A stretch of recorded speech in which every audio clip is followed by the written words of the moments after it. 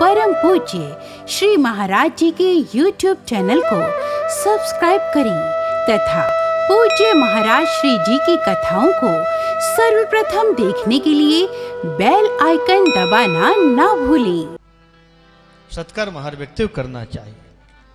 शिव पुराण में कथा आती है, एक बहेलिया था, वो ज्यादा पढ़ा लिखा तो नहीं था, उसके मन में भगवान शंकर के प्रति श्रद्धा बहुत थी।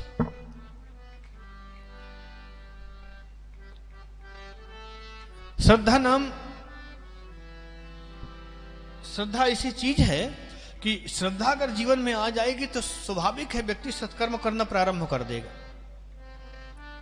अन्य वस्तुओं के साथ चिता भस्म शंकर पर चढ़ाया करता था। शंकर बाबा प्रसन्न होते थे। उसका बहेलिया का एक नियम था, और क्या था? एक भी दिन नागा नहीं होता था। ताजी ताजी भस्म चिता भस्म लाकर के शिव जी को चढ़ाना उसका नियम था। देखिए, भक्ति में, साधना में, पूजा में नियम की बड़ी विशेषता होती है। आप 5 मिनट करें, 10 मिनट करें, 1 मिनट भगवान की पूजा करिए, लेकिन नियम से। लेकिन हमारे जीवन में नियम नहीं चल पाता।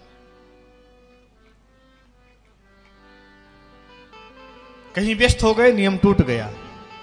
किसी मित्र के यहां चले गए, नियम टूट गया। किसी शादी विवाह में चले गए तो हमारी पूजा का नियम टूट गया। लेकिन जो भक्त होते हैं, जो प्रेमी होते हैं, उनका नियम टूटता नहीं। वो क्या करते हैं? वो अगर शादी विवाह में भी जाते हैं, यात्रा में भी जाते हैं, तो पूजा का समय हुआ, नेत्र बंद करके बैठे और मानसिक पूजा करके अपने नियम को कंटिन्यू बरकरार रखते हैं। प्रेम से कहिए श्री राधे। और भक्ति मार्ग में अगर नियम टूट गया तो समझ लो कि सब कुछ चला गया।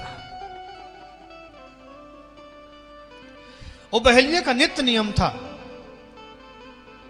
ताजी चिता की भस्म लाकर के और भगवान भोलेनाथ की पिंडी पर चढ़ाया करता था। बहुत दिन हो गए, चाहे वर्षा हो, चाहे ठंड हो, चाहे गर्मी हो, कैसी स्थिति हो, लेकिन नित्य वो चढ़ाया करता था।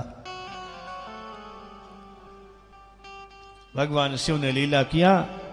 आज भस्म लेने के लिए गया चिता में, लेकिन इतनी जोर की वर्षा भगवान भोलेनाथ ने प्रारंभ कराई है कि कहीं भी कोई चिता जलती हुई उसको मिली ही नहीं। खोजता रहा, खोजता रहा, खोजता रहा, खोजता रहा। आखिर भगवान शिव को लीला करनी थी इसके साथ में, तो भगवान भोलेनाथ ने वर्षा कराते रहे। जब भस्म नहीं मिली, उदास होकर के वापस लौट करके आया, अपनी पत्नी के पास में बैठ गया। आज मेरा वर्षों का नियम टूट गया, टूट रहा है। मैं आज भगवान शिव को चिता भस्म नहीं चढ़ा पा रहा हूं। बोले कारण? बोले वर्षा के कारण कहीं भी चिता जलती हुई नजर नहीं आई। पत्नी ने काफी समझाने का प्रयास किया, कोई बात नहीं, मन में कष्ट मत रखिए, जैसे ठाकुर जी की इच्छा, जैसे भोले बाबा की इच्छा। बोले नहीं देवी,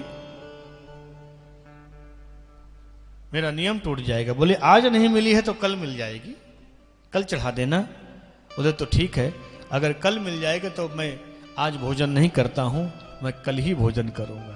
पत्नी ने समझाया, आप भोजन क्यों छोड़ रहे हैं? बोले जब भस्म नहीं चढ़ाया तो भोजन कैसे करूं? 1 दिन व्यतीत हुआ, 2 दिन व्यतीत हुआ, 3 दिन व्यतीत हुआ, कई दिन तक व्यतीत हो गया। जब चिता भस्म नहीं मिली, किसी कारण से ना हो सके,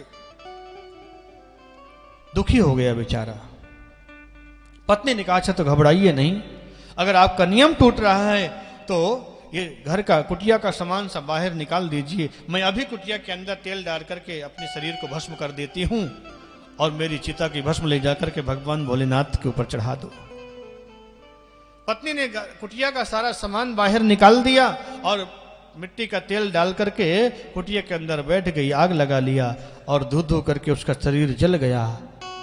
उसका पति और गरम गरम चिता की भस्म पत्नी के शरीर की लेकर के भगवान भोलेनाथ के ऊपर चढ़ाया, नेत्र बंद करके प्रणाम किया है और महाराज झूम करके आनंद से नाच रहा था।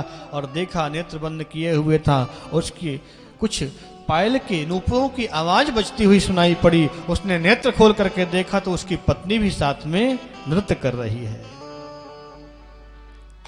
भगवान शिव प्रकट हो गए और बहेलिए से कहा, वरदान मांगो, तुम्हें क्या चाहिए? जिसने अपने नियम के कारण, जिसकी पत्नी ने अपने पति के नियम टूटने के कारण अपने शरीर को छोड़ दिया, भगवान शिव उसको कैसे मरने देते। भगवान शिव ने उसको दूसरा शरीर प्रदान कर दिया, उसको जन्म दे दिया। तो भक्ति पूजा में, साधना में नियम की विशेषता बहुत बताई गई है। भक्ति के आचार्यों ने ऐसा किया है।